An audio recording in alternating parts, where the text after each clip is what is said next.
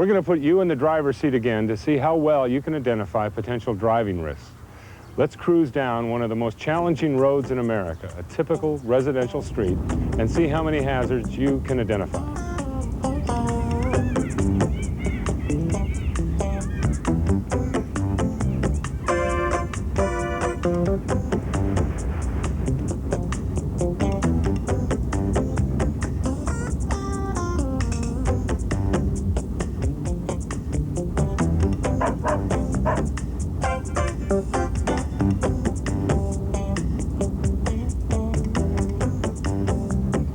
How many risks did you spot?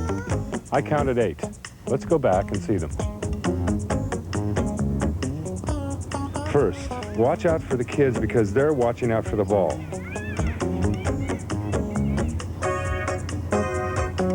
Hey, miss spotting that bike and your car may not miss it. Yeah, a person who stopped the car is probably about to get out, so look out. You're right, he didn't signal, but a car at an intersection is going somewhere. Better be ready for any direction. What's faster than the speeding bullet? An unleashed dog. Okay, they're thinking lawnmower. It's up to you to think safety.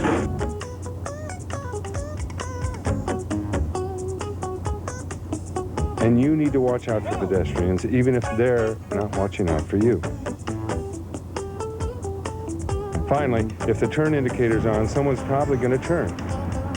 You're not likely to face this many risks at once, but chances are you'll face at least one in a short trip.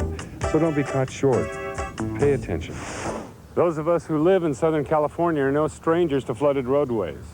This has been a bumper year for snowfall and rainstorms all across the country, causing widespread flooding from coast to coast.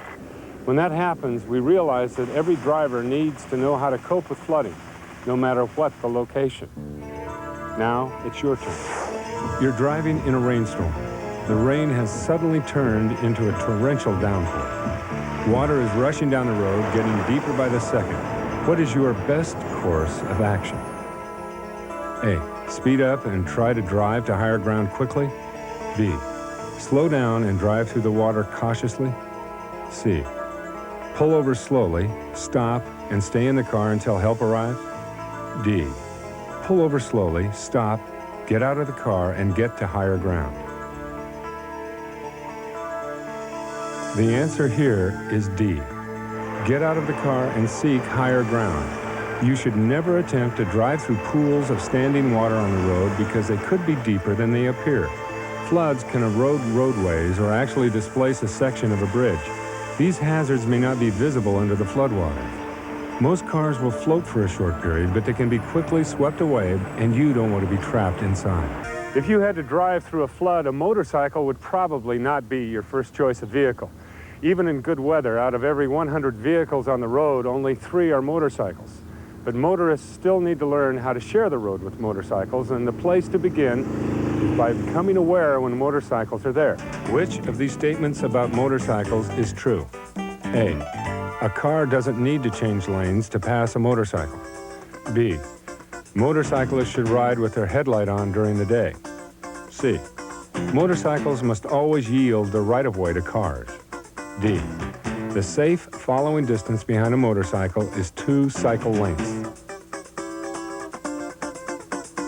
The answer is B. Because their vehicles are less visible than cars, motorcyclists should always ride with the headlight on. A motorcycle's small size makes it more difficult to spot in traffic, so motorists must actively look for motorcycles in changing traffic conditions. Motorcycles have the same rights and must adhere to the same rules on the road as cars. When following a motorcycle, automobile drivers should follow at the same distance as they would follow a car. Safety becomes an even bigger issue when you're sharing the road with one of these babies. School buses transport about 22 million students every day. Let's go back to Seattle for this important question. Driving on a 2-lane undivided road, you see a school bus approaching from the opposite direction. As you get closer, the bus stops and you see its red lights flashing. Should you A, slow down and pass the bus carefully, B, come to a complete stop, then drive on slowly, C. Stop and wait to go until the lights are no longer flashing or the bus is moving again. D. Disregard the flashing lights because the bus is on the opposite side of the road. The answer is C. If you're on an undivided road, you must stop and wait until the lights are no longer flashing or the bus is moving again, regardless of what side of the road the bus is on. There could be children you can't see getting out and walking around the blind side of the bus. If you are on a divided road, you still must stop if the bus is on your side of the road. It is not necessary to stop if the school bus is across the median in the opposite lane. But you should still drive carefully because there are children around. Concentrating on what you're doing is the key to safe driving. If you don't pay attention, you can sometimes drift off the road even when you're awake. With that in mind, here's your next question. You're driving on a two-lane highway when your right wheels drift off onto the unpaved shoulder of the road. What is the first course of action you should take to correct the situation? A. Turn the steering wheel immediately to the left. B. Hold the steering wheel firmly and ease off the accelerator. C. Stop as quickly as possible. D. Move your left wheels onto the shoulder and then quickly turn back onto the road. The answer is B. Hold the steering wheel firmly and ease off the accelerator. Then, if there is nothing in the way, steer your vehicle so it straddles the edge of the pavement. Next, turn the steering wheel up to 1/4 turn left until the front tire contacts the pavement edge. Then turn the steering wheel to go straight down the roadway. If the level of the shoulder is only slightly below the pavement, recovery is fairly easy. Recovery can be more difficult if the shoulder appears to be about 4 inches or more below the pavement. Try to follow the same procedures, but if the right front tire scrubs against the side of the pavement, do not steer more sharply to the left. If you do, the vehicle may jump back onto the road, crossing over into oncoming traffic.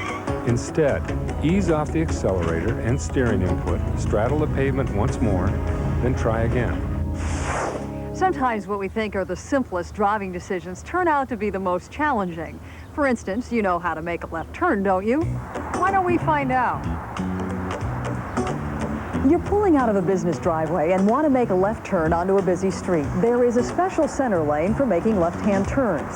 The traffic finally clears in the direction closest to you. You may turn into the center lane from the driveway, but may not drive down that lane while trying to merge. True or false? True. While it is legal to make a left turn into the special center lane, you must wait there with your right turn signal on for traffic to clear on the right before you complete your turn. When doing this, use great caution, as another car could enter that lane with the intention of making a left turn. It is not legal to drive in a shared left turn lane, and it is not safe.